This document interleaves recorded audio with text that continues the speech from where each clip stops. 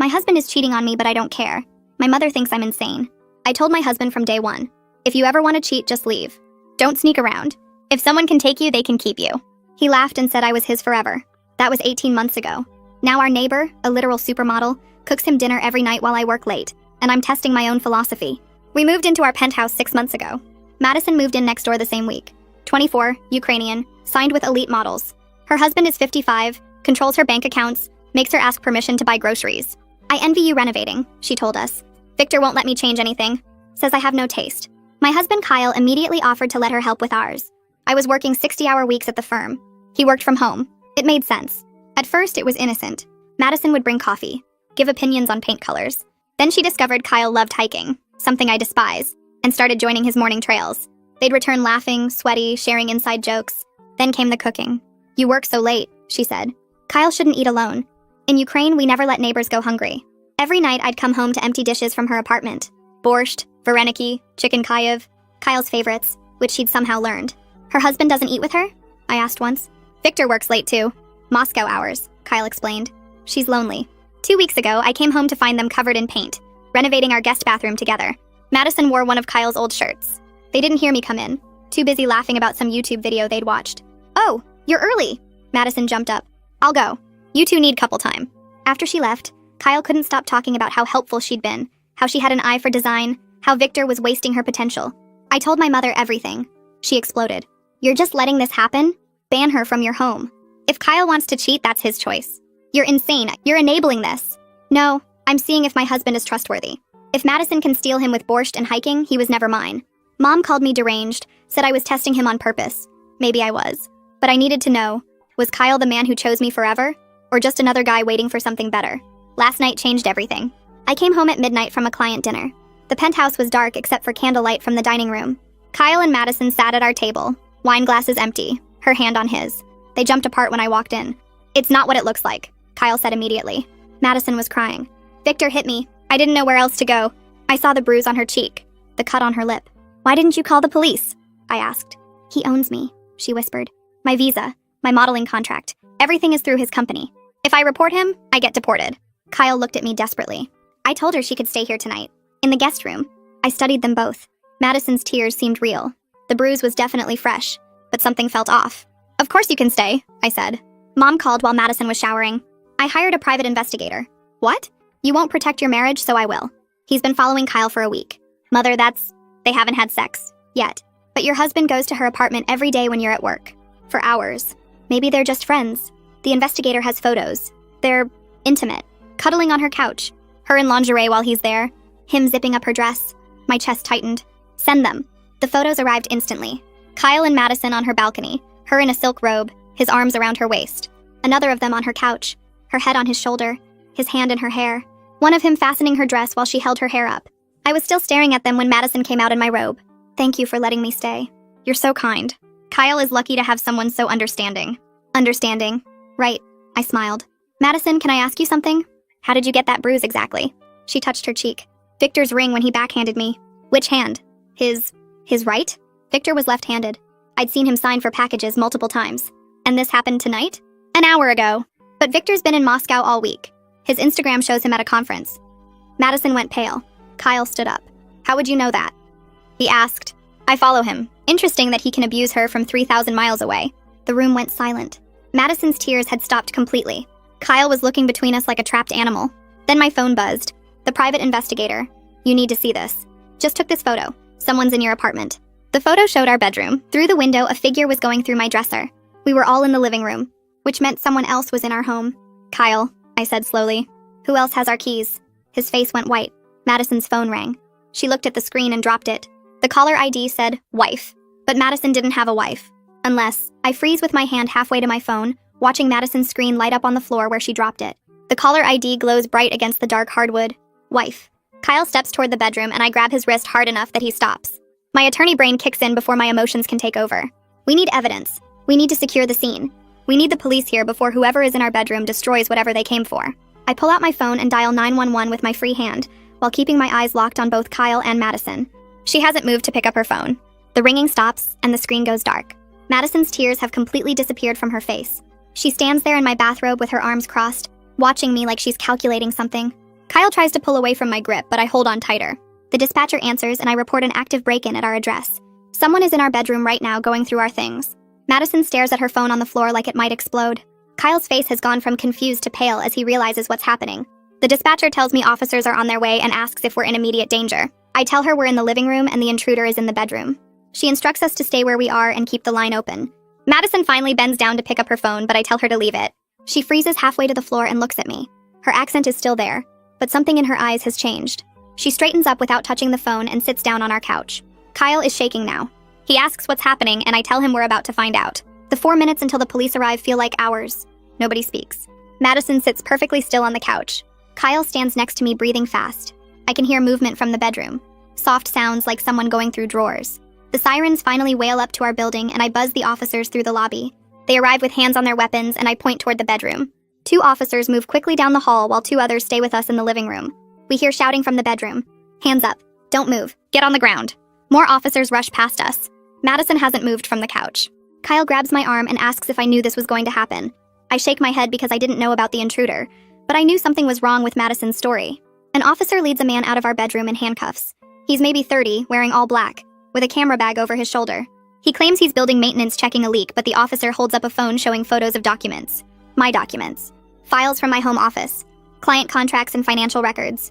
The man can't explain why building maintenance would be photographing legal files at midnight. The officers sit him down on our dining room chair and start asking questions. I step closer and study his face. I've seen him before. The lobby. He signed in as Madison's guest. Twice last week. I remember because I noticed the same name 2 days in a row when I checked the lobby logs looking for package deliveries. I tell the responding officer that this man visited Madison's apartment multiple times recently. Madison goes completely white. Her hands grip the edge of the couch cushion. Kyle turns to stare at her with his mouth open. The officer asks if I'm sure, and I tell him to check the building logs. Madison starts to stand up, but an officer asks her to stay seated. She sits back down and her whole body has gone rigid. Another officer comes out of the bedroom holding evidence bags with my files inside. He asks if these are my documents, and I confirm they're client files from my law firm. Confidential information about ongoing cases. The officer taking the man's statement asks Madison if she knows him. She doesn't answer. Kyle asks her directly if she knows this man. Madison looks at the floor and her shoulders start shaking, but no tears come. The officer repeats the question. Madison finally nods. The room goes silent except for police radios crackling. I ask to see Madison's phone and she refuses. She pulls it against her chest with both hands. One officer suggests she should leave since this is now a police matter and she's not involved. I speak up fast. I tell them she received a very suspicious call just moments before we discovered the intruder. The call showed up as wife on her caller ID. The officer looks at Madison and asks about the call. Madison says it was a wrong number. I point to her phone on the floor where she dropped it. The officer picks it up carefully with a gloved hand and looks at the screen. The call log shows the incoming call from a contact saved as wife. He asks Madison to explain. She clutches her chest and says it's complicated. Kyle is staring at her like he's never seen her before in his life. His face has gone from pale to red and his hands are clenched into fists at his sides. The officer asks Madison again about her relationship to the man in handcuffs. She takes a long breath and admits he's her brother-in-law Bertram. But she insists she had no idea he was in our apartment tonight. She claims she hasn't spoken to him in weeks. The officer asks why her brother-in-law would break into her neighbor's home to photograph legal documents. Madison says she doesn't know. Her story is falling apart faster than she can rebuild it. Every answer creates more questions. Kyle's voice shakes when he asks her why she lied about everything. She doesn't respond. I pull out my own phone and call my mother while the police continue processing the scene. She answers on the first ring and I tell her to come now and bring Thea. She says they're already in the car and will be here in 15 minutes. The private investigator was apparently still watching our building. More officers arrive and start photographing everything. They dust for prints. They bag evidence. They take statements from all of us separately. Madison sits on our couch looking trapped while an officer asks her questions. Kyle stands by the windows with another officer explaining how he gave Madison our door code for emergencies. I'm in the kitchen recounting the whole evening when my mother and Thea arrive. Thea walks in and immediately starts asking questions that make it obvious she's dealt with complicated cons before. She wants to know about Madison's background, her husband Victor, her modeling career, her daily routine. The detective processing the scene lets Thea look at the photos on Bertram's phone. She scrolls through them with her face getting more serious. She shows the detective something and they talk in low voices. Thea comes over to me and explains that Bertram was specifically targeting documents related to my firm's client list and ongoing cases. He photographed files about 3 different clients, all of them wealthy tech executives going through divorces. This wasn't random. Someone wanted specific information about my professional work. Madison tries to stand up and leave, but the officers ask her to stay for more questioning. She sits back down on our couch and I notice something I hadn't before. When she's stressed, her Ukrainian accent completely disappears. She sounds American. Born and raised somewhere in the Midwest, maybe. The officer notices too and asks where she's originally from. Madison stumbles over her answer. Kyle finally speaks up from across the room. His voice is flat and defeated. He admits that Madison told him 2 weeks ago she was actually married to a woman named Alexia, not Victor. He says she claimed Victor was just a cover story because her modeling agency Elite was conservative and wouldn't accept her being gay. She said she needed to pretend to be straight to keep her career. Kyle believed her. He thought he was helping her maintain a necessary lie to protect herself. He never told me because Madison begged him to keep it secret until she could figure out how to come out safely. The room goes quiet again. Every single person is staring at Kyle. He looks at the floor and his whole body sags. Thea asks him if Madison ever introduced him to Alexia. Kyle shakes his head. She asks if he ever saw proof of Madison's modeling contract. He shakes his head again. She asks if he ever actually met Victor in person. Another head shake. Thea turns to me with an expression that says everything. Madison played my husband completely. She found his weaknesses and exploited every single one. His need to be helpful, his desire to be trusted, his pride in being someone's confidant. She used all of it to gain access to our home and our lives while setting up whatever this operation was supposed to be. I turn to Kyle and my voice comes out flat and cold. He opens his mouth to explain, but I hold up one hand. The detective finishes processing the scene and approaches us with his notepad. Kyle starts talking fast about how Madison told him she was married to a woman named Alexia instead of Victor. He says she claimed Victor was a fake cover story because her modeling agency wouldn't accept her being gay. He believed her completely. She begged him to keep it secret until she could figure out how to come out safely. He never questioned it. He never told me. He spent weeks helping her plan some escape from a situation that didn't exist while I worked late and trusted him. My chest feels tight, but my face stays blank. The detective asks Kyle when Madison first told him about Alexia. Kyle says it was 2 weeks ago during one of their morning hikes. She cried on the trail and he comforted her. The detective writes this down and asks if Kyle ever met Alexia or saw proof of Madison's modeling contract. Kyle shakes his head twice. The detective asks if he ever met Victor in person. Another head shake. I watch Kyle realize how completely he was played. His face goes pale and he sits down hard on our couch. Madison is still sitting across from us with her hands folded in her lap. Her accent is completely gone now and she sounds American. Midwest, maybe. The detective notices and asks where she's originally from. She stumbles over her answer and says Ukraine. But it sounds like a question. Nobody believes her. Thea touches my elbow and guides me toward the kitchen. She pulls out her phone and scrolls through more photos. These are from yesterday afternoon. Madison sitting at a coffee shop with 2 other people. One is a woman around 30 with dark hair pulled back.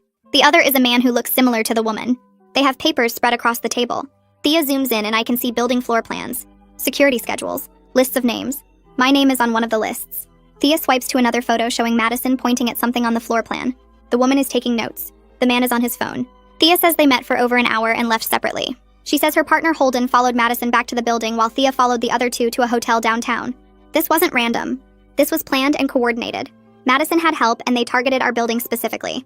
I look back at the living room where Madison sits with the officers. She looks small and scared, but I know now it's all performance. Everything about her was performance. A new detective arrives and the officers brief him quickly. He's older than the responding officers with gray hair and sharp eyes. He walks into our living room and introduces himself but doesn't shake hands. He looks at the scene and asks the officers questions in a low voice. Then he turns to me and asks what I do for work. I tell him I'm an attorney at a corporate firm downtown. He asks what kind of cases I handle. I say mostly high-asset divorces and business disputes.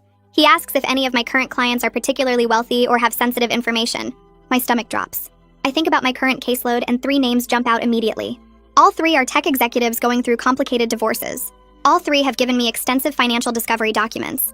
Bank records, business valuations, investment portfolios, asset lists. Everything someone would need for identity theft or corporate espionage. I keep copies of everything in my home office because I work late here several nights a week. The detective sees my face change and asks what I'm thinking. I tell him about the 3 clients and their documents. He asks where I keep the files. I point toward my home office down the hall. He calls over the forensic technician and they head that direction together. I follow them to my office and watch the technician photograph everything. My desk is neat like I left it, but my laptop is open. I always close it when I'm done working. The technician checks the browser history and finds searches I didn't make. My clients' names, their companies, their spouses, divorce settlement amounts. Someone sat at my desk and researched everything. The detective asks if anyone else has access to this room. I shake my head and then stop. Kyle was home alone several times when Madison visited. She could have come in here while he was in another room. Or maybe he let her in. Maybe he showed her everything thinking he was helping her understand business or giving her advice. I feel sick. The detective asks if I password protect my files. I say yes, but my laptop auto-logs in when it opens. Basic security that suddenly seems incredibly stupid. The technician finds more evidence. My desk drawer was opened. Files were moved. Someone went through everything carefully and put it back almost perfectly. Almost. The detective asks Kyle to come to the office. Kyle walks in looking miserable. The detective asks if Madison was ever alone in this room. Kyle says yes. He says she was in the apartment alone a few times when he ran errands. He gave her our door code 3 weeks ago in case of emergencies. The detective writes this down, and his expression shows what he thinks about that decision. Madison is still in the living room with the officers when the detective returns. He sits across from her and starts asking questions. His voice is calm but firm. He asks about Alexia and Bertram. Madison's face crumbles and she starts crying again. The detective waits. Madison says Alexia is her wife and Bertram is Alexia's brother. She admits Alexia sent Bertram to get the documents tonight. She insists she didn't know the plan until this evening. She says Alexia became obsessed with making a big score, and Madison was just trying to keep her happy. The detective asks why Madison moved into this building. Madison says it was Alexia's idea. The detective asks about Victor. Madison admits Victor never existed. The Instagram account was fake. The abusive husband story was fake. Everything was designed to gain sympathy and access. The detective asks about the bruise on her face. Madison touches her cheek and says she did it herself with makeup. The cut on her lip is real, but she bit it on purpose. The detective asks how many other residents she targeted. Madison says she doesn't know. Alexia handled the planning. Madison just did what she was told. The detective doesn't look like he believes her. Kyle is standing in the doorway listening to everything. His face looks destroyed. He believed every word Madison said. He thought he was helping someone escape abuse. He gave her our security code and access to our home. He let her into our lives completely. The detective asks Kyle if he ever suspected Madison was lying. Kyle says no. He says she seemed genuinely scared and desperate. The detective asks if Kyle and Madison were physically intimate. Kyle says no loudly. He says they were just friends. He was helping her. The detective asks if they spent time alone together frequently. Kyle admits they did. Morning hikes, afternoon renovation work, evening dinners when I worked late, hours and hours over 6 months. The detective writes everything down. Kyle looks at me desperately, but I look away. I can't deal with his guilt right now. My professional reputation is about to explode because my husband gave a con artist access to confidential client files. Everything I built is at risk because I trusted Kyle and he trusted Madison. The detective stands and makes a phone call. He speaks quietly, but I hear him say something about arresting Bertram and detaining Madison. Officers move to take Bertram into custody. He doesn't resist. They read him his rights and cuff him. The detective tells Madison she's being detained for questioning as a potential accomplice. She starts crying harder and says she didn't know. The detective says they'll sort it out at the station. Officers help her stand and walk her toward the door. She looks back at Kyle and her expression shifts for just a second. It's not scared or sad. It's calculating, like she's measuring whether he'll still defend her. Then the mask drops back and she's crying again. They take her out and the apartment suddenly feels very empty. Just me and Kyle and my mother and Thea standing in our violated home. The forensic technician is still processing my office. Other officers are finishing their reports, but the main action is over. I pull out my phone and check the time. It's 2 a.m. I need to call my firm's senior partner and tell him what happened. I need to report a potential client confidentiality breach. My hands shake as I find his number. He answers after 4 rings, sounding groggy. I apologize for waking him and then explain everything as clearly as I can. An intruder in my home. Documents photographed, my laptop accessed, client information compromised, my personal life creating professional liability. He's quiet for a long moment. Then he asks which clients. I tell him the 3 names. He's quiet again. I can hear the disappointment in his silence. He asks if the police recovered the photos. I say yes. He asks if any information was transmitted or sold. I say I don't know yet. He tells me to come to the office first thing in the morning. We'll need to notify the clients and assess the damage. He says we'll figure it out, but his tone says my partnership track just derailed. He hangs up and I stand in my kitchen holding my phone. My mother is watching me with sad eyes. Thea is talking quietly to the detective. Kyle is sitting on the couch with his head in his hands. The detective finishes with the officers and comes over to me. He says Bertram is being charged with burglary and attempted theft of confidential documents. Madison is being held for questioning and they'll determine charges based on what they learn. He says I should expect follow-up questions over the next few days. He hands me his card and leaves with the remaining officers. The forensic technician finishes in my office and packs up his equipment. He tells me not to use my laptop until their tech team examines it. He leaves too. Then it's just the 4 of us. Me and Kyle and my mother and Thea. The silence is crushing. Nobody knows what to say. My mother goes to the kitchen and starts making tea like that will fix anything. The kettle whistles and she pours 4 cups. We sit around our dining table where Kyle and Madison sat with wine just hours ago. The candles are still there, burned down to nothing.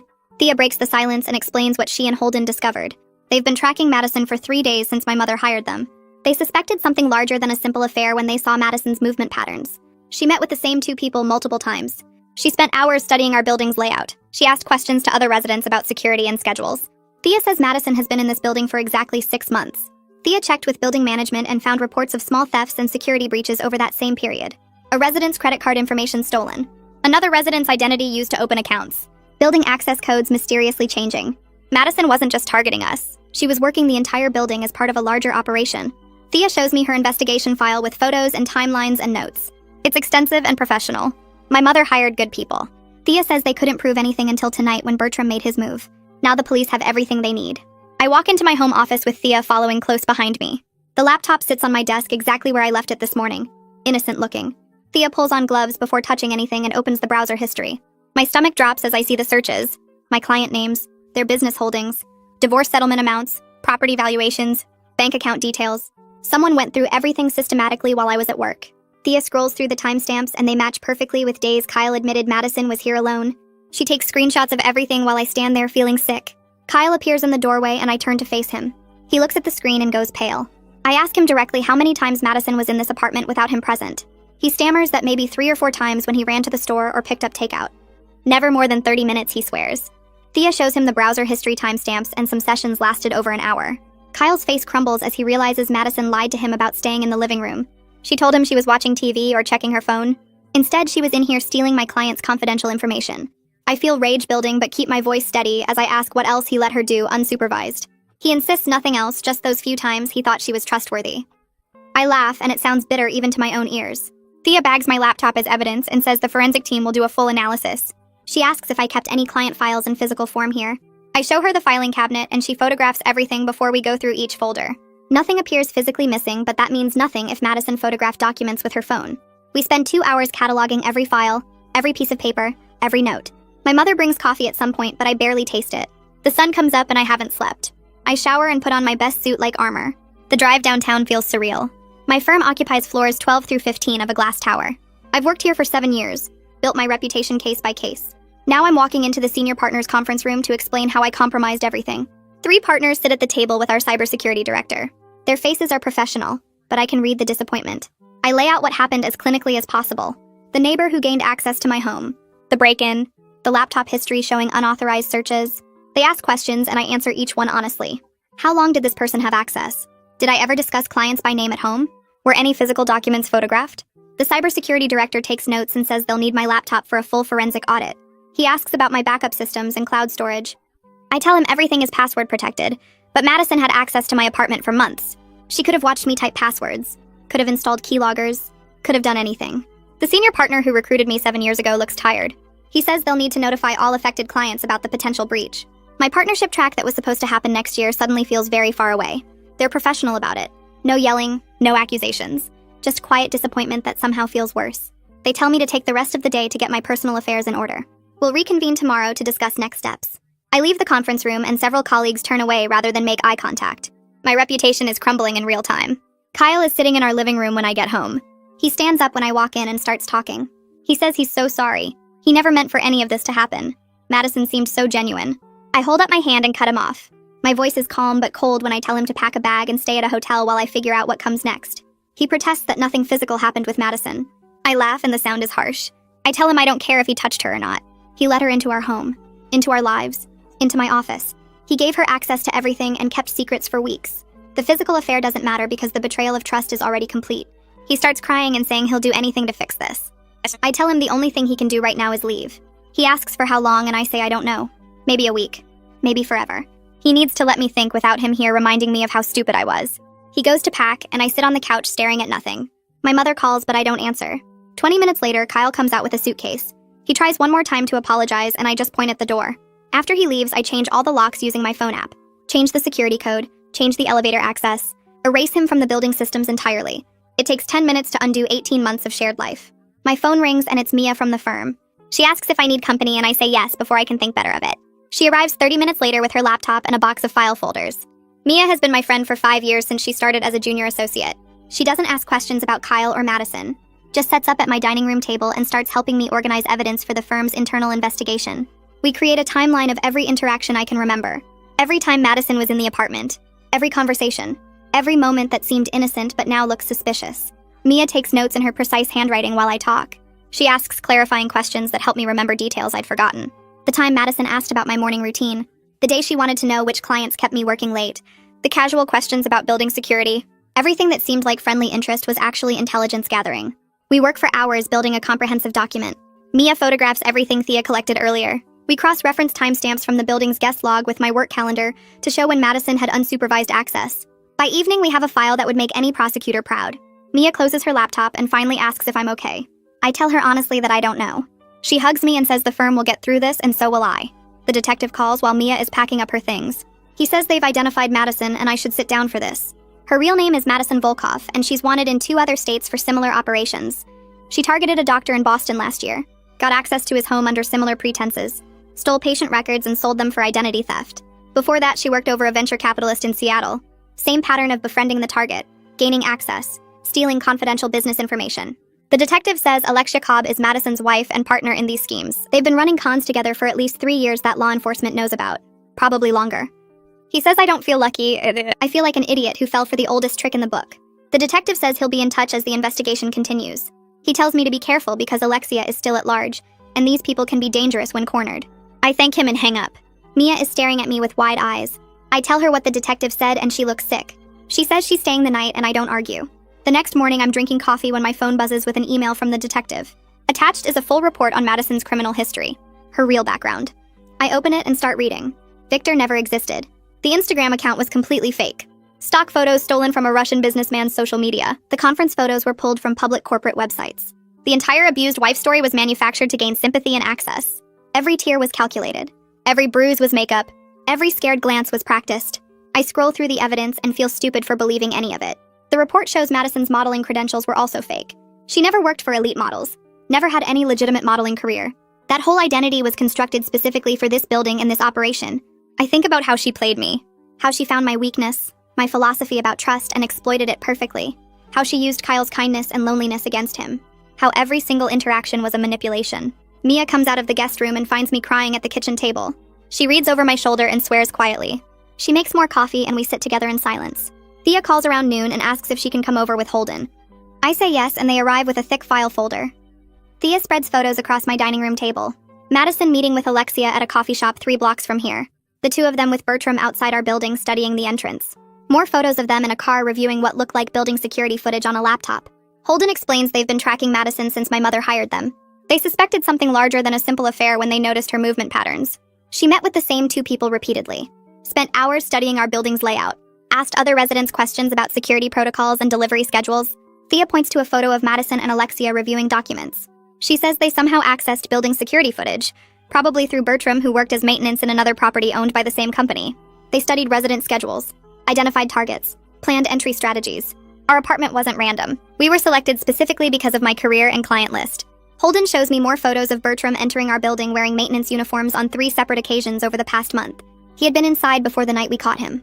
Thea says they have evidence of Madison casing at least 5 other apartments in the building. We were just one of multiple active operations. I meet with building management the next afternoon. The property manager looks uncomfortable as she pulls up Madison's lease file. She confirms the lease was paid for 6 months upfront in cash by a shell company registered in Delaware. The background check came back clean, but now they're discovering it was completely falsified. Fake employment verification, fake references, fake credit history, everything designed to pass a standard screening. The property manager says they're implementing new protocols after this. More thorough background checks, verification calls to previous landlords, credit checks through multiple agencies. She apologizes repeatedly, but it doesn't change what happened. I ask about the other residents Madison targeted. The property manager says they're still investigating, but at least 2 other apartments reported suspicious activity. One resident had credit card information stolen. Another had their identity used to open fraudulent accounts. Madison and her crew were working the entire building as a criminal enterprise. I ask why nobody noticed sooner. The property manager admits they had reports of security breaches, but attributed them to normal urban crime. Nobody connected the pattern until now. I leave the meeting feeling angry at everyone, including myself. The firm's legal team schedules depositions for the following week. I sit in a conference room with 3 attorneys while they assess liability and potential malpractice claims. They ask the same questions over and over. When did I first meet Madison? How often was she in my home? Did I ever discuss clients by name? Were any documents left accessible? Did I have proper security protocols? I answer everything honestly, even though each question feels like an accusation. 3 clients have already contacted the firm demanding answers. One is threatening to sue both me personally and the firm for negligence. Another wants to know exactly what information was compromised and how it will be secured. The third is simply furious that I brought work home and failed to protect confidential files properly. The legal team explains they're trying to get ahead of potential lawsuits and bar complaints. They need comprehensive documentation of everything that happened. I spend 6 hours going through every detail while they take notes and record everything. By the end, I feel hollowed out. My career that I built so carefully is hanging by a thread because I trusted the wrong person and married someone with terrible judgment. Kyle keeps calling, but I send every call to voicemail. He leaves long messages apologizing and begging to talk. I delete them without listening all the way through. We communicate only by text about practical matters. He asks about his belongings, and I tell him to coordinate with building management for a time when I'm not home. He asks about bills, and I forward him his half. He asks if we can try counseling, and I don't respond. My mother calls every day wanting me to file for divorce immediately. She says Kyle enabled everything and doesn't deserve another chance. I tell her I can't make that decision yet while I'm drowning in depositions and client meetings and damage control. She argues that waiting just prolongs the pain, but I need time to process everything else before I can handle ending my marriage. Kyle texts asking if there's any hope for us. I stare at the message for a long time before typing back that I don't know. He responds immediately asking what he can do. I tell him the truth, which is that nothing he does now changes what he already did. The trust is gone and I don't know if it can be rebuilt. He texts back saying he'll wait as long as it takes. I don't respond because I don't know what to say to that. The detective calls 3 days after everything falls apart to tell me they executed the warrant on Madison's apartment. I meet him at the police station where he spreads evidence photos across a conference table. Surveillance cameras hidden in picture frames. A laptop with software for monitoring wireless networks. Fake passports showing Madison's face with 5 different names. Driver's licenses from 3 states. A filing system with tabs for 6 different building residents, including detailed notes about our schedules, our jobs, our visitors. My file is thickest. Notes about my late work hours. Client names she must have overheard through walls or windows. Photographs of me leaving for the office with timestamps. Kyle's daily routine mapped out in careful handwriting. The detective points to another folder labeled with a couple's name from the 4th floor. Same level of detail. Same calculated surveillance. We weren't special or chosen. We were just one target in a larger operation running simultaneously throughout the building. The detective shows me printed emails between Madison and someone named Alexia, discussing which residents had the most valuable access. My name appears frequently because of my client list. High net worth divorces mean financial records and asset information. Madison specifically requested assignment to me after researching my firm online and identifying me as worth the effort. Every conversation about hiking was planned. Every cooking session was strategy. She learned Kyle loved those specific Ukrainian dishes by going through our trash and finding takeout containers, then researched the recipes. The detective walks me through a timeline they built from Madison's notes. She identified my work schedule within the first week. Learned Kyle worked from home within 2 weeks. Started the coffee and paint color conversations once she confirmed I left early and returned late. Engineered the hiking discovery by following Kyle one morning and pretending it was coincidence. The whole friendship was constructed step by careful step based on surveillance and research. Nothing was real. Nothing was accident. I sit in that conference room staring at evidence of my own stupidity and feel something crack inside my chest that has nothing to do with Kyle or marriage or philosophy. Mia comes to my apartment that weekend with her laptop and a legal pad. We need to prepare for client meetings where I have to disclose the security breach and explain how confidential information was potentially compromised. She helps me draft disclosure letters that are honest without being alarmist. We practice what I'll say when clients ask how this happened, how I'll explain that I brought work home and failed to secure it properly, how I'll take responsibility without making excuses. The first meeting is Monday morning with a tech executive going through a complicated divorce involving stock options and intellectual property. I sit across from him in a conference room and watch his face change as I explain. He's angry but controlled. Asks detailed questions about what specific documents were in my home office, whether his financial statements were photographed, what security measures the firm is implementing. I answer everything honestly and offer to step away from his case if he wants different representation.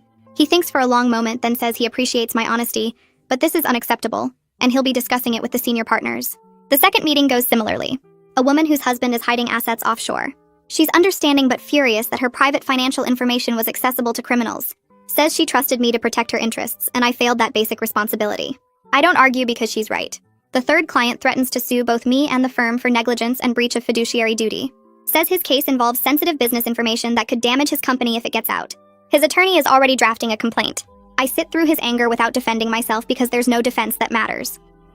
The detective calls again Tuesday afternoon. Alexia and 2 other accomplices disappeared. Madison's phone records show she made 3 calls in the 20 minutes between when I confronted her about Victor and when the police arrived. Alexia got enough warning to run. They're tracking financial records and communications, but the operation was sophisticated.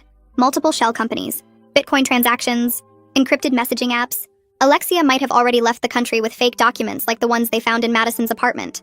The detective says they're working with federal agencies now because the scope crosses state lines and involves identity fraud.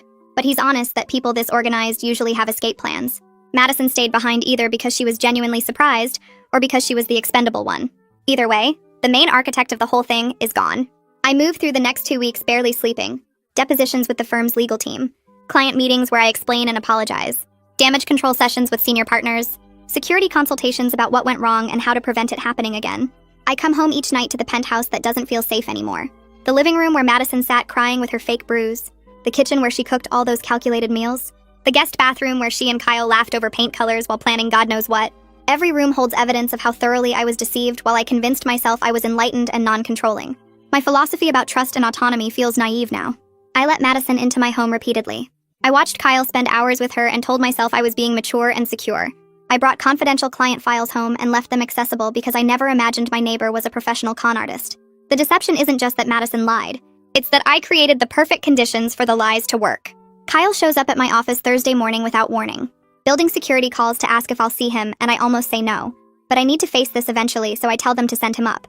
He looks terrible when he walks into my office. Hasn't shaved in days. Lost weight I can see in his face and the way his shirt hangs. Dark circles under his eyes. He sits across from my desk and I feel nothing except tired anger. Not at him specifically. At both of us for being so easy to manipulate. I agree to meet him for coffee at a neutral location that afternoon. We sit in a corner booth at a place neither of us has been before. He starts apologizing immediately and I cut him off because I don't want apologies. I want to understand how he let this happen. How we both let this happen. He cries while explaining that Madison told him elaborate stories about escaping abuse and finding herself. About how Victor controlled everything and she felt trapped. About how talking to Kyle made her feel like maybe she could have a real life someday. He genuinely believed he was helping someone in crisis. Thought he was being supportive and kind. Never intended for it to become what it became. I point out that he chose to believe her lies and keep secrets from me. That he spent hours alone with her every day, and never once thought maybe he should tell his wife about the depth of their friendship. That he gave her our security code without asking me. That every choice he made enabled everything that followed. He argues he was just trying to be a good person. I tell him good people don't keep secrets from their spouses. Good people don't let someone else become more important than their marriage. He insists nothing physical happened, and I laugh because that's not the point. The point is, he chose her over me every single day for months. Chose to believe her stories over maintaining boundaries with me. Chose to help her instead of protecting what we built together. I tell him my philosophy about cheating was naive and incomplete. I never accounted for emotional betrayal. For someone letting another person become more important than their spouse without ever touching them. For the way secrets corrode trust even when nothing physical happens. I thought I was being mature by not being jealous or controlling. But really I was just giving him permission to prioritize someone else while I worked late and convinced myself I was enlightened. He argues he was just being kind and Madison needed help. I tell him kindness doesn't require secrecy and daily intimacy. Kindness doesn't mean spending hours alone with someone while hiding the depth of your friendship from your spouse. Kindness doesn't mean giving someone your home security code without discussing it with the person you live with. He has no response to that. We sit in silence while our coffee gets cold. The senior partners call me on Friday for a meeting about my future with the company. I sit across from 3 people I've worked with for 8 years while they explain the consequences. They've decided not to terminate me. But I'm being moved off high-profile cases for 6 months. Required to complete additional security training and ethics review. Mandatory sessions with the firm's practice management consultant. My partnership track is delayed by at least 2 years. They need to rebuild client trust, and this is the price of my mistakes. One partner says they value my work and believe I can recover from this. Another says the firm's reputation took damage and everyone has to contribute to repairing it. The third just looks disappointed. That's somehow worse than anger. I accept everything without argument because the consequences are devastating but fair. I built my career on being sharp and careful, on protecting client interests and maintaining confidentiality. I let personal blind spots compromise all of that. Let my marriage problems and philosophical beliefs about trust cloud my judgment about security. Brought confidential files home and left them accessible to someone I should never have trusted. The professional damage can't be fully repaired. Even if I work twice as hard for the next 6 years, some clients will always remember that I was the attorney whose neighbor stole their information. Some colleagues will always question my judgment.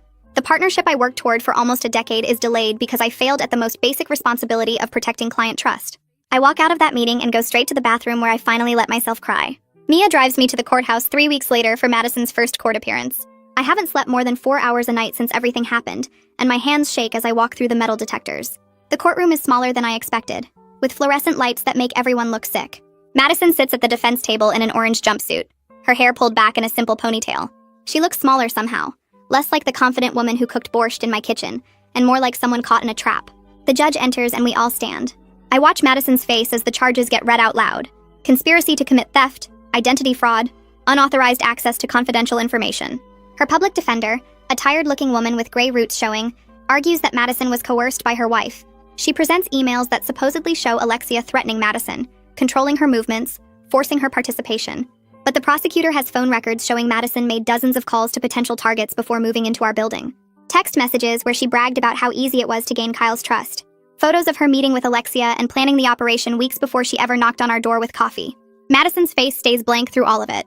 No tears, no remorse, just that same calculating look I saw the night everything fell apart. The judge sets a preliminary hearing date for 2 weeks out and denies bail. Madison glances back at the gallery as they lead her away, and our eyes meet for just a second. I expect to see something. Fear, regret, maybe even anger. But there's nothing there except cold assessment, like she's already working out her next move. The preliminary hearing happens on a gray Tuesday morning that matches my mood perfectly. I take the stand and swear to tell the truth while Madison watches from the defense table. The prosecutor asks me to describe the timeline of her access to our home. I walk through every detail. The coffee visits that turned into paint consultations, the hiking trips with Kyle, the dinners she cooked while I worked late, how she wore his shirts and learned his favorite foods and slowly became part of our daily life. The prosecutor shows me the photos from my home office, my laptop screen displaying client names, my filing cabinet with folders spread open, my notes about divorce settlements and financial assets. I identify each one and explain what confidential information was visible. Madison's lawyer objects repeatedly, but the judge lets most of it in. When I describe coming home to find them having dinner by candlelight, Madison leans over and whispers something to her attorney. They both look at Kyle, who's sitting in the back row looking miserable. The prosecutor asks if I noticed anything unusual about Madison's behavior. I tell them about the fake bruise, the story about Victor, the phone call from someone labeled wife. The courtroom gets quiet when I explain how her accent disappeared under stress, how her tears stopped the moment she realized I'd caught her in a lie. Madison's lawyer tries to argue I'm biased because of jealousy over my husband's friendship with her client, but I look directly at Madison when I answer. I tell the court I wasn't jealous. I was testing my philosophy about trust and discovered my husband failed and my neighbor was a criminal. Madison stares back at me with those empty eyes, and I realize she's not thinking about the charges or the evidence. She's thinking about what story might reduce her sentence, what angle might work on a jury, what manipulation might still be possible. The judge finds probable cause to proceed to trial, and Madison gets led away without looking back. Kyle's email arrives that night while I'm reviewing case files at my temporary apartment. The subject line says, "I'm sorry," and I almost delete it without reading. But something makes me open it anyway. He writes 12 paragraphs taking full responsibility for everything that happened. He says he was lonely because I worked so much. He says Madison seemed genuinely hurt and he wanted to help. He says he knows now that he was manipulated, but at the time it felt like friendship. He offers to cover all my legal fees from the firm's investigation. He says he'll pay any settlement costs if clients sue.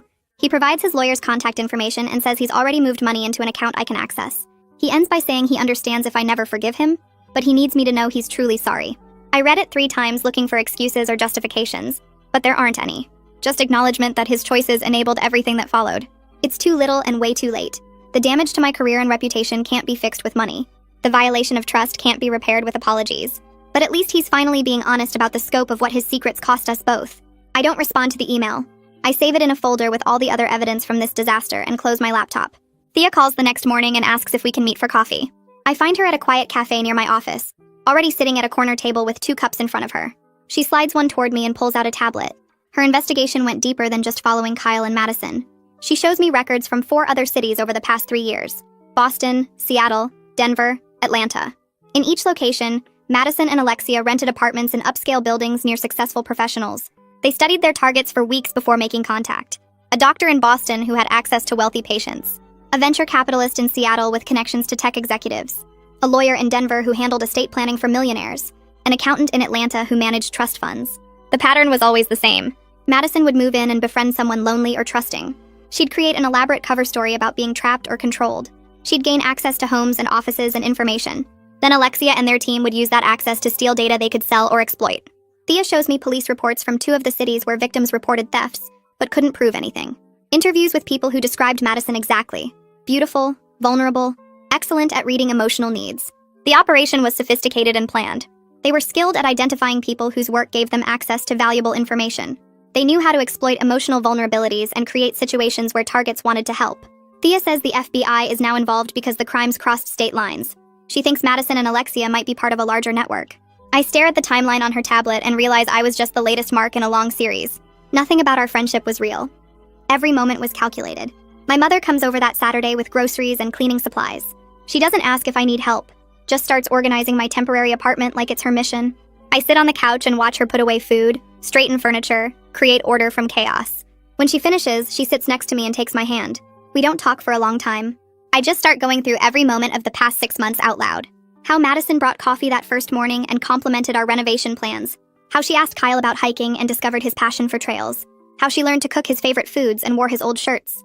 How she cried about Victor and made herself seem helpless. Every red flag I ignored because I was so committed to my philosophy about trust and autonomy. Every moment I chose to believe people were basically good instead of protecting myself. My mother doesn't interrupt or offer advice. She just holds my hand while I cry. When I finally stop talking, she gets up and makes tea. We sit together drinking it in silence as the afternoon light fades. She still doesn't say she was right about hiring the investigator or that I should have listened. She doesn't have to. Her presence says everything that needs saying. Sometimes love means interfering even when you're resented for it. Sometimes protection matters more than respecting someone's philosophy. The detective calls Monday morning with unexpected good news. His team recovered most of the stolen client data from Bertram's cloud storage before it could be sold or used. The files were encrypted, but their tech people cracked it. He's sending everything to my firm's security team so they can assess exactly what was compromised. This helps reduce some of the damage with my clients. The information was accessed and copied, but not exploited or distributed. The violation of trust still happened. Someone unauthorized saw their private financial details and legal strategies. But at least there's no evidence the data reached competitors or got used for identity theft. I call each affected client personally to explain. 2 of them appreciate the update and seem relieved the exposure was limited. 1 still threatens to sue because the breach happened at all. I don't blame him. I failed to protect information he trusted me with. The fact that it was recovered doesn't erase my responsibility for letting it be vulnerable in the first place. My senior partner says this helps but doesn't eliminate all consequences. The firm still took reputation damage. Other clients still have concerns about security. I'm still on probation and my partnership is still delayed.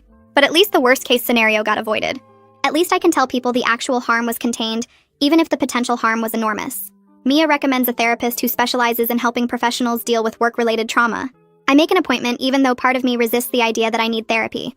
The therapist's office is small and comfortable with soft lighting and plants everywhere.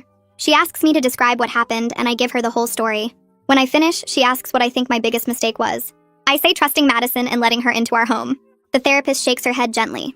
She says my mistake wasn't trust itself, but refusing to verify or set boundaries because I was so attached to a philosophical principle. Having beliefs about autonomy and trust is good, but applying them rigidly without adjusting for real-world complexity is dangerous. She asks if I would let a stranger watch my laptop while I went to the bathroom in a coffee shop. I say no. She asks why not. I say because I don't know them and they could steal it. She nods. So I do believe in appropriate caution based on how well I know someone and what's at risk. I just didn't apply that same logic to Madison because I was testing Kyle and got distracted by the bigger drama. The therapist helps me understand that mature trust means verification alongside faith. It means protecting valuable things while still being open to connection. It means my philosophy needs updating based on experience instead of staying rigid, because I decided it once. We schedule weekly sessions to work through the rest of it. Madison takes a plea deal 6 weeks after her arrest. 5 years in prison in exchange for cooperating with efforts to find Alexia and recover assets from previous cons. The prosecutor calls to tell me before it becomes public. He says Madison provided detailed information about their operation, how they chose targets, what information they sought, where they sold the data they stole. She gave up locations where Alexia might be hiding and names of other people in their network. The cooperation will help build cases against bigger players. But Alexia herself is still missing. She disappeared the night of the break-in and hasn't used any known credit cards or contacted any known associates. The FBI thinks she left the country using a fake passport. She might be in Europe or South America by now. I feel satisfaction that Madison will face real consequences for what she did.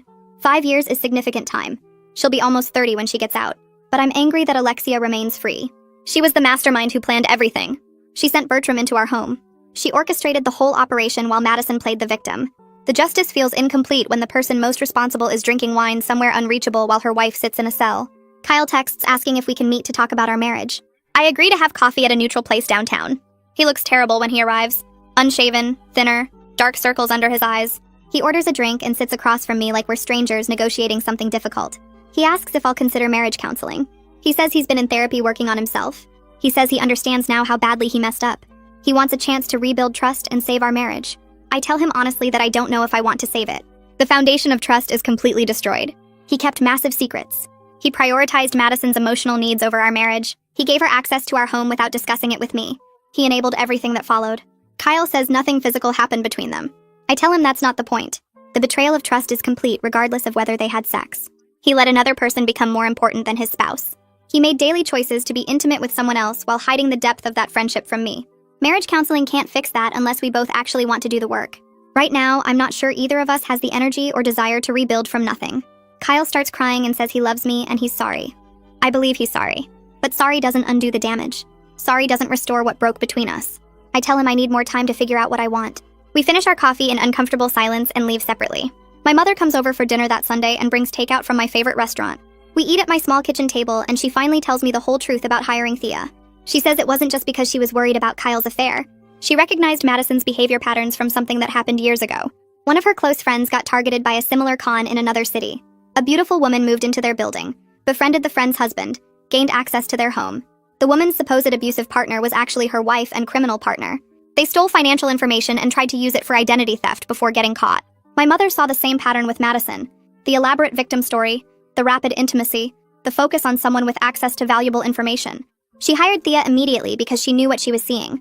Her interference, which I resented so much at the time, literally saved me from even worse consequences. If she hadn't hired that investigator, Madison and Alexia might have gotten away with everything. The break-in might never have been discovered. My client's information might have been sold and used. My career damage might have been permanent. I look at my mother across the table and feel something shift.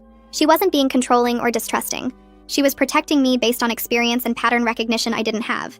Sometimes the people who love us see dangers we're too close to notice. Sometimes their interference is the thing that saves us, even when we fight against it. I reach across the table and take her hand and say thank you for not listening when I told her to stay out of it. I meet with my attorney the following week to start the legal separation paperwork. The process feels mechanical, like I'm handling someone else's case instead of my own life falling apart. My attorney explains the difference between legal separation and divorce, how this gives me time to decide what I really want without the finality of ending the marriage completely. I sign the initial documents and feel nothing except tired. Kyle gets served the papers at his hotel 3 days later and calls me crying, begging for one more chance to fix things. I tell him the separation isn't punishment, it's protection. I need space to think without him in my home, without his presence clouding my judgment about whether this marriage can be saved or should be ended. He asks if there's any hope for us, and I say honestly that I don't know yet. The movers come the next weekend to pack up Kyle's belongings. I stay at my mother's house because I can't watch him box up 8 years of our life together. When I return that evening, half the closets are empty. His office is cleared out, and the penthouse feels hollow. I change every lock that night, reprogram the security system with new codes, and update the building's access list to remove Kyle's entry privileges. The locksmith leaves, and I walk through each room, touching the bare spaces where Kyle's things used to be, trying to figure out if I feel relieved or devastated. The building management calls an emergency residence meeting 2 weeks later to address what happened. The property manager stands in the lobby conference room looking uncomfortable while explaining that Madison's background check was falsified, and they're implementing new security protocols. Every resident will need updated identification verification. Guest access will be limited to 48 hours without management approval, and they're installing additional security cameras in common areas. Several neighbors approach me afterward, thanking me awkwardly for exposing the operation before more people got hurt. Mrs. Quintana from the 12th floor squeezes my hand and says she's grateful I was brave enough to investigate when things felt wrong. But I also catch the whispers from other residents who clearly blame me for bringing danger into the building. A couple from the 15th floor moves out entirely within the month, citing security concerns. I overhear someone in the elevator say my poor judgment endangered everyone, that I should have reported Madison's suspicious behavior instead of playing detective. The building feels different now, less like a luxury community and more like a place where everyone watches everyone else with suspicion. I throw myself into work with desperate focus, taking on 3 pro bono cases that nobody else wants to handle. One involves a single mother fighting for custody against a wealthy ex-husband, another is helping an elderly veteran sort out a housing dispute, and the third is representing a small business owner being sued by a former partner. The cases don't pay anything, but they're complex and demanding, requiring the kind of intense concentration that leaves no room for thinking about my destroyed marriage or professional reputation. I work 12-hour days, stay late at the office reviewing case files, and volunteer for weekend research projects. Mia becomes my closest ally during this period, running interference when senior partners make pointed comments about my judgment. She deflects questions about my personal life, covers for me when I need to meet with my attorney, and brings me coffee when I'm buried in depositions. One afternoon, she sits in my office and tells me that half the firm is rooting for me to come back stronger, that they respect how I'm handling the crisis with dignity instead of falling apart. The other half thinks I should have been fired, but Mia says those partners would find fault with anything, because they never wanted women in leadership positions anyway. 3 months after the break-in, I'm reviewing discovery documents for the custody case when my phone rings with the detective's number. He tells me that Alexia was arrested yesterday trying to cross into Canada using fake documents at a border checkpoint in Montana. Border Patrol flagged her passport as fraudulent and found 3 other fake IDs in her possession when they searched her car. She's being held in federal custody pending extradition back to face charges for the operation. The detective says their investigation has uncovered evidence linking Alexia to similar cons in 7 other cities across the country over the past 4 years. She and Madison worked as a team targeting professionals with access to valuable information or wealthy clients, using the same playbook in each location. They'd move into upscale buildings, identify vulnerable targets, manufacture elaborate victim stories, and gain access to homes and private information. The detective estimates they stole over $2 million worth of data and assets from at least 15 victims before we caught them. I sit at my desk processing this information, realizing how many other people went through versions of what I experienced, how many marriages were damaged and careers were threatened by their calculated manipulation. The prosecutor's office contacts me 6 weeks later, asking me to testify at Alexia's trial about the operation's impact on my life and career. I agree immediately because I want her to face consequences for what she orchestrated. The trial is scheduled for late September, giving me 2 months to prepare my testimony. My attorney helps me organize documentation about the professional damage, the client losses, the delayed partnership track, and the ongoing reputation repair I'm still working through. The prosecutor meets with me 3 times to review what I'll say on the stand, warning me that Alexia's defense team will try to discredit my testimony by suggesting I enabled the operation through poor judgment. I tell the prosecutor I can handle whatever they throw at me, because the truth is bad enough without embellishment. Facing Alexia in court feels more difficult than facing Madison, because Alexia was the mastermind who orchestrated everything while staying safely in the background. Madison was the visible threat, the person in my home creating chaos. But Alexia was the puppet master pulling strings I never saw. The idea of sitting across from her while she shows no remorse for destroying multiple lives makes my stomach tight with anger. The trial starts on a Tuesday morning in late September. I sit in the witness waiting room reviewing my notes while other victims arrive to testify about their experiences with Madison and Alexia's operation. A doctor from Boston tells me they lost their medical practice after Madison stole patient records that got leaked online. A venture capitalist from Seattle says Madison's access to his home office resulted in corporate espionage that cost his firm millions in lost deals. Each story follows the same pattern of manufactured vulnerability, gained trust, and calculated theft. When my turn comes to testify, I walk into the courtroom and see Alexia sitting at the defense table looking completely unbothered.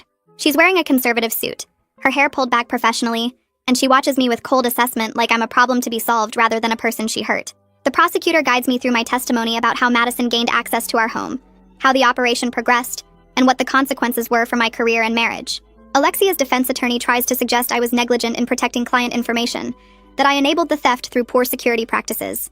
I acknowledge my mistakes without apology while making it clear that Alexia orchestrated a criminal conspiracy that exploited human trust for profit. Alexia shows no remorse during the entire trial. Her defense strategy is to blame Madison entirely, claiming she was just a supportive spouse who didn't know about the criminal activities until after arrests were made. Her attorney presents her as a victim of Madison's manipulation, someone who trusted the wrong person and got caught up in crimes she didn't understand or participate in.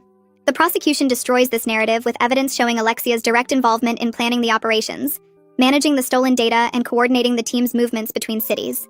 They present emails where Alexia discusses target selection and strategy, financial records showing her controlling the proceeds from their cons, and testimony from Bertram, admitting that Alexia directed his actions during the break-in at my home. The jury watches Alexia's face during this evidence presentation, and I can see them recognizing her lies for what they are. When the prosecution plays a recorded phone call between Alexia and Madison discussing how to maximize the take from my client's information, Alexia finally shows emotion by glaring at the prosecutor with pure hatred. The jury deliberates for 6 hours before returning guilty verdicts on all counts. The sentencing hearing happens 3 weeks later. Both Alexia and Madison receive substantial prison sentences reflecting the scope of their operation and the number of victims they hurt. Alexia gets 12 years in federal prison plus 5 years supervised release. Madison gets 8 years because the judge accepts that she was somewhat under Alexia's influence, though still fully culpable for her actions. They're both ordered to pay restitution to all identified victims, though the financial recovery will be minimal since they spent most of their proceeds on luxury apartments, expensive clothes, and maintaining their fake identities. The judge tells them their crimes represented calculated exploitation of human decency and trust, that they targeted good people trying to be kind and turned that kindness into a weapon. I watch them get led away in handcuffs and feel something settle in my chest.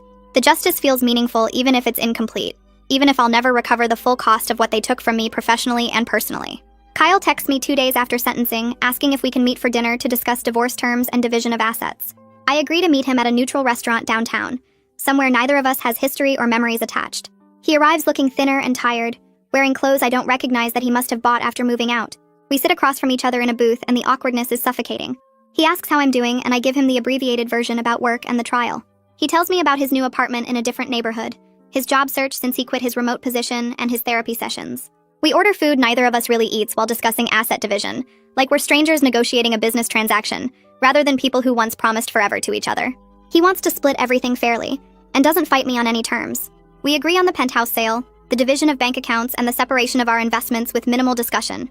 The conversation is civil but distant, like we're playing roles in someone else's divorce rather than ending our own marriage. Kyle admits halfway through dinner that he's been in therapy twice a week working on understanding why he was so susceptible to Madison's manipulation.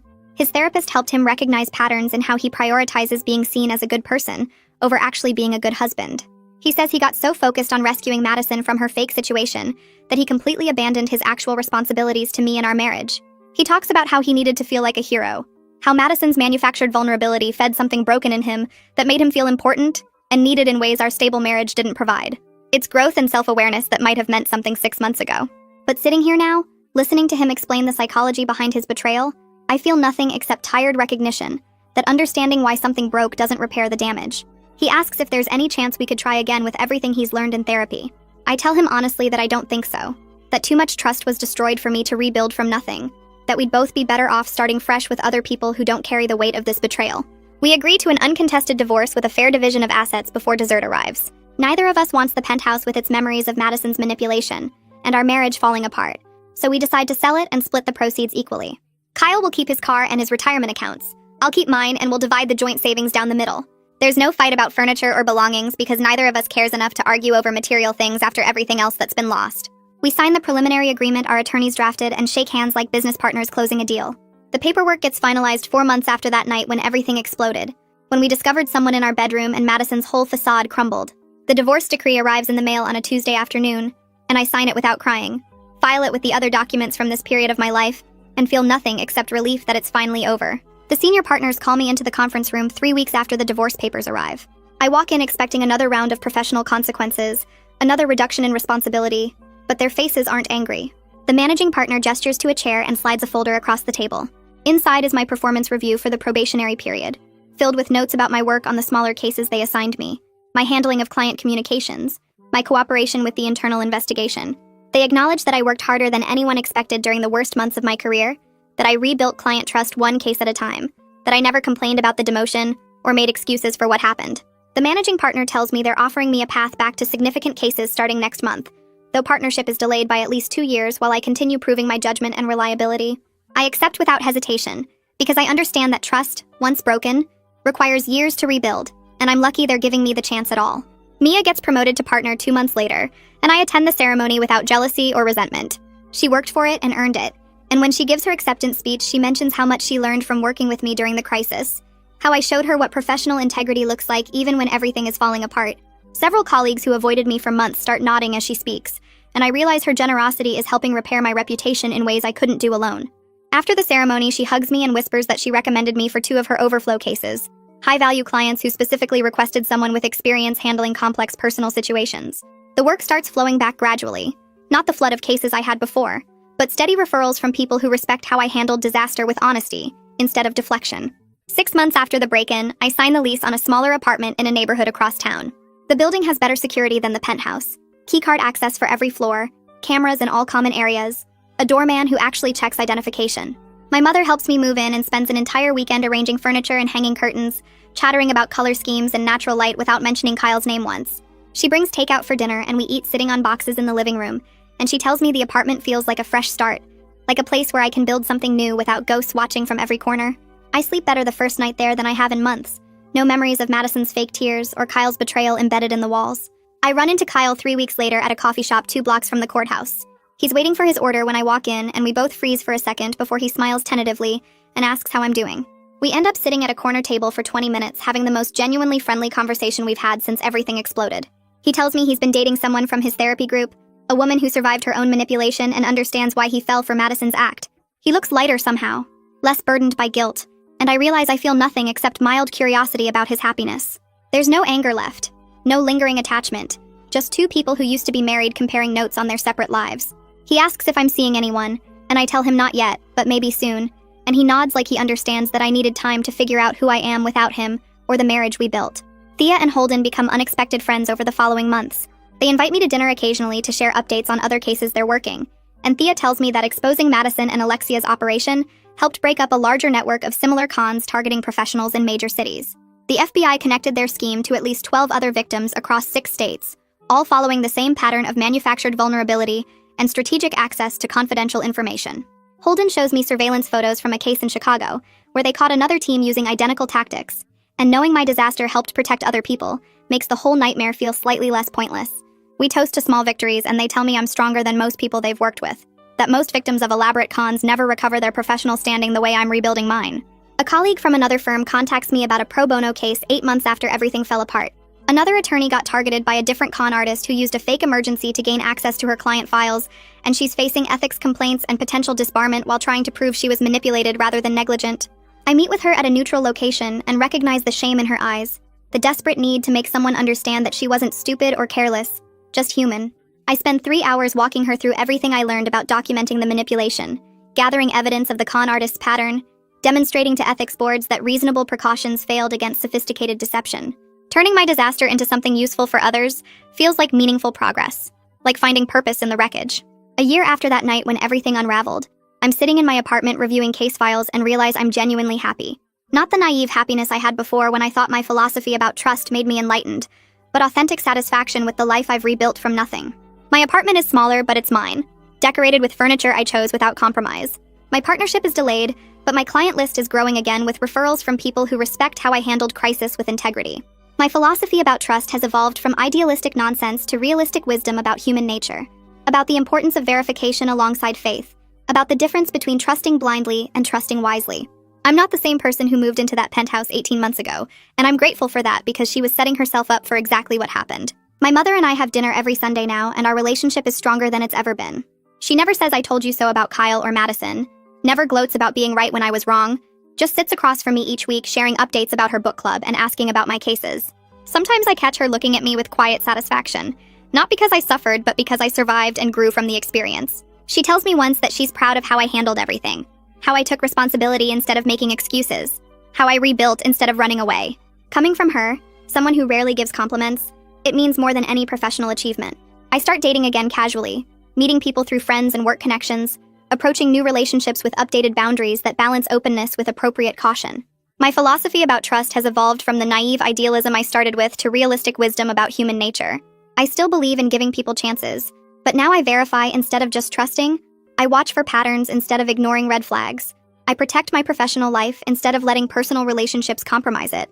The men I date now get honesty about what happened and what I learned, and the ones who can't handle my wariness don't get second dates. I'm not interested in proving I'm healed by rushing into something new, just slowly building connections with people who understand that wisdom sometimes comes from disaster. The firm officially restores me to full standing 18 months after the break-in. The managing partner calls me into his office and tells me they're assigning me a major case representing a tech executive in a complex divorce with millions in assets and complicated business holdings. My first instinct is anxiety about the parallels to what happened, about handling confidential information for wealthy clients after my security was compromised. But then I realize I'm uniquely qualified for this case precisely because I understand the stakes and vulnerabilities, because I know how con artists target professionals with access to valuable information, because I can protect this client in ways other attorneys might miss. I accept the case and spend the first week implementing security protocols that go beyond standard practice, protecting client data like I should have protected my own. The case goes to trial 8 months later, and I'm ready in ways I never was before. Every document is organized, every witness prepared, every angle covered 3 times over. My client trusts me completely because I've been honest about what happened and what I learned, and that honesty builds something stronger than the blind faith I used to offer. The opposing counsel tries to paint my past security breach as evidence of incompetence, but I address it directly in my opening statement, explaining how surviving professional crisis taught me to protect clients better than attorneys who never faced consequences for their mistakes. The jury responds to that authenticity, and over 6 days of testimony, I dismantle the opposing side's arguments with precision that comes from rebuilding my skills from the ground up. When the verdict comes back in our favor with a settlement that exceeds our initial demands, my client hugs me in the courthouse hallway and tells 3 of his business partners about my work before we even leave the building. Those referrals turn into 3 major cases over the next 4 months, all high-profile tech executives with complex asset divisions and confidential business holdings, and the firm's senior partners notice. They call me into a meeting and restore my partnership track to the original timeline, acknowledging that I've not only recovered from the crisis, but emerged as someone uniquely qualified for sensitive cases requiring both legal expertise and hard-won wisdom about security and trust. 2 years after that night when Madison's phone showed a caller ID that unraveled everything, I sit in my smaller apartment reviewing case files for tomorrow's client meeting and feel something unexpected settle in my chest. Genuine contentment. Not the forced optimism I performed for months while rebuilding, but real satisfaction with who I've become through disaster and recovery. My marriage to Kyle ended in an uncontested divorce that felt more like a business dissolution than the death of love. And I understand now that what we had was built on my naive philosophy about trust, rather than actual intimacy or partnership. Madison and Alexia are both serving prison sentences for their coordinated cons, and while that justice feels meaningful, it doesn't define my story anymore. My career took damage that required 2 years of relentless work to repair, but the attorney I am now understands vulnerabilities and human nature in ways my younger self never could, and that expertise makes me better at protecting clients who trust me with their most sensitive information. I learned that surviving betrayal with integrity matters more than never being betrayed at all, that wisdom sometimes requires disaster as tuition, and that my philosophy about trust needed updating from idealistic theory to realistic practice that verifies while still believing in human goodness. The case files spread across my coffee table represent clients who chose me specifically because of what I survived and how I handled it, and that validation feels more solid than any achievement I earned when success came easy.